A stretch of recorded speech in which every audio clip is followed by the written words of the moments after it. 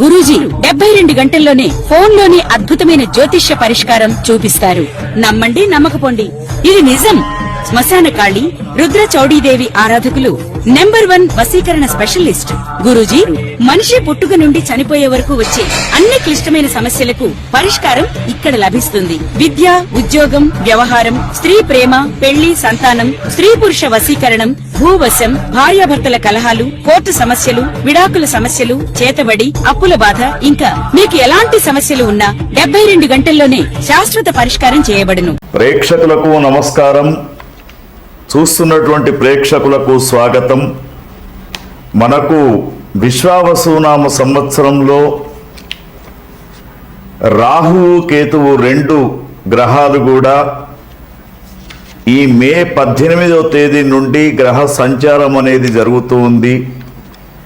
ఒక్కొక్క రాశిలో రాహువు కేతువుల యొక్క సంచారం జరిగినప్పుడు మరి ఏ విధంగా ఉంటుంది, ఎటువంటి శ్రద్ధ తీసుకోవాలనే విషయాన్ని మనం ఇప్పుడు చూద్దాం.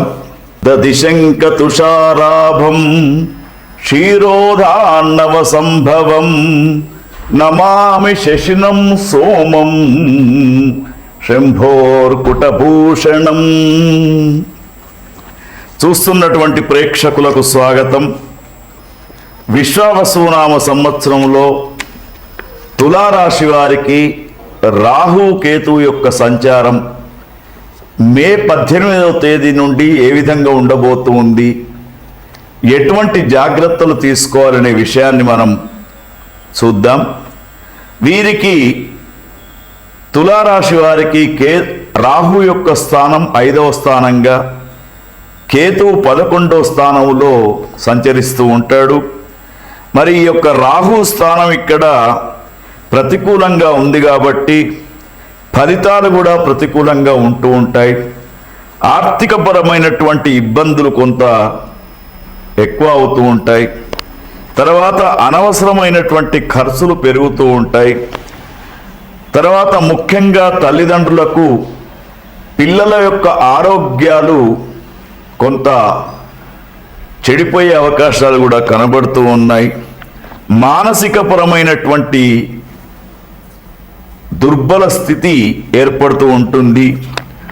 ఆహార పరమైనటువంటి ఫుడ్ పాయిజన్ అనేది కూడా మీ పిల్లలకు ఏర్పడే అవకాశం ఉంటూ ఉంటుంది. తర్వాత ముఖ్యంగా ఇంటిలో కొన్ని దుష్పరిణామాలు కనబడుతూ ఉంటాయి. మిమ్మల్ని విమర్శించే వారి యొక్క సంఖ్య కూడా ఎక్కువగా ఉంటుంది రాహు యొక్క స్థానంతో. మరి కేతువును చూసినప్పుడు 11వ స్థానంలో చాలా వైభవంగా కనబడుతూ ఉన్నాడు. జ్ఞానానికి మోక్షానికి కేతుగ్రహం చాలా శ్రేష్టమైనటువంటి వాడు. మరి ఇక్కడ కేతువు అనేక రకాలైనటువంటి శుభ ఫలితాలను మీకు ఇస్తూ ఉన్నాడు. వ్యాపారస్తులకు చాలా వ్యాపారం వృద్ధి చెందుతూ ఉంటుంది, ఆదాయం పెరుగుతూ ఉంటుంది. వృత్తిపరములో అంటే ఎవరైతే ఉద్యోగస్తులు ఉన్నారో అన్ని వర్గాల్లో ఉన్నటువంటి వారికి అభివృద్ధి కనబడుతూ ఉంది. మరి మీడియా రంగం వారికి, పత్రికా రంగం వారికి చాలా వైభవంగా ఉంది కేతువు యొక్క స్థానం. అదేవిధంగా మరి వీరికి ఉద్యోగ పదోన్నతి, ప్రభుత్వ అనుకూలతలు లభించే అవకాశాలు ఉన్నాయి. ముఖ్యంగా యువతీ యువకులకు వివాహం కావడం, విదేశాలకు వెళ్ళడం, మంచి విజయ అవకాశాలు కనబడుతూ ఉన్నాయి. అయితే తులారాశి వారికి సూచన ఏమిటంటే, ప్రత్యేకంగా మీరు విషయాన్ని తెలుసుకోవాలనుకున్నప్పుడు ఈ క్రింద కనపడుతున్నటువంటి నెంబర్కు మీ యొక్క డేట్ ఆఫ్ బర్త్ టయాన్ని పంపి సంప్రదిస్తే ఇంకా అనుకూలమైనటువంటి సూచనలు మీకు చేయబడుతూ ఉంటాయి. అదేవిధంగా మీకు ఒక సూచన ఏమిటంటే, శివ ఆరాధన చేయడం మీకు ఉత్తమంగా ఉంటూ ఉంటుంది.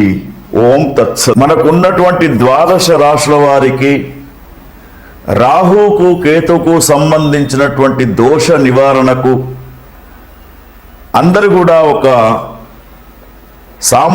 సామూహికమైనటువంటి పరిష్కారం చేసుకోవచ్చు.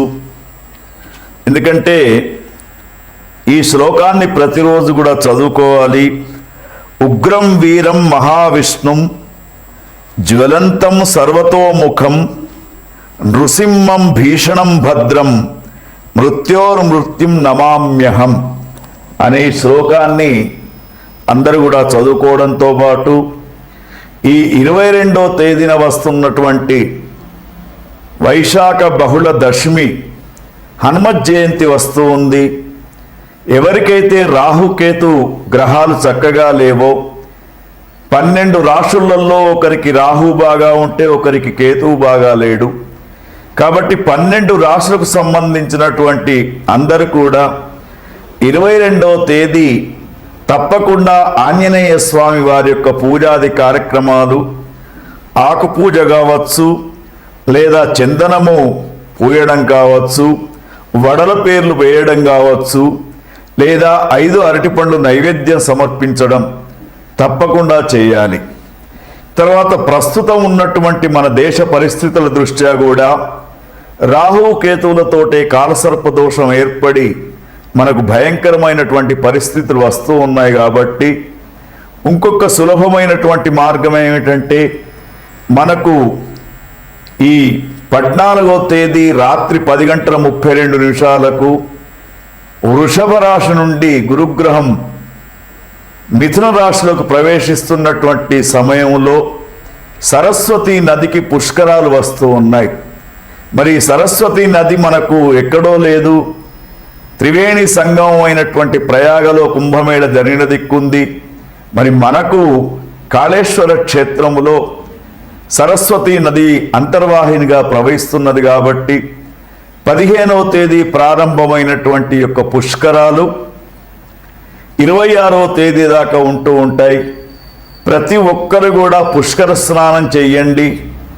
తర్వాత అక్కడ ఉన్నటువంటి కాళేశ్వర ముక్తేశ్వర స్వామి వారి యొక్క దర్శనం చేసుకోండి.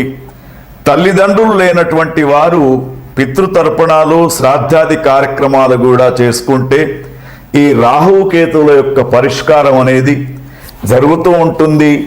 రాహుకేతువులు ముఖ్యంగా రాహుకేతువులు ఏమిటంటే ఛాయాగ్రహాలుగా చెప్పినా కూడా గ్రహణం ఏ విధంగా అయితే పీడిస్తూ ఉంటుందో వీళ్ళు ఆ విధంగా పీడిస్తూ ఉంటారు. కాబట్టి మరి తప్పకుండా ఇప్పుడు నేను చెప్పినటువంటి 2 పరిష్కారాలు మరి ఏదైతే ఉందో సరస్వతి పుష్కర స్నానం లేదా ఆంజనేయ స్వామి వారి యొక్క ఆరాధన తప్పకుండా మీరు చేసుకుంటే రాహుకేతువులు చాలా అనుకూలంగా ఉంటారు.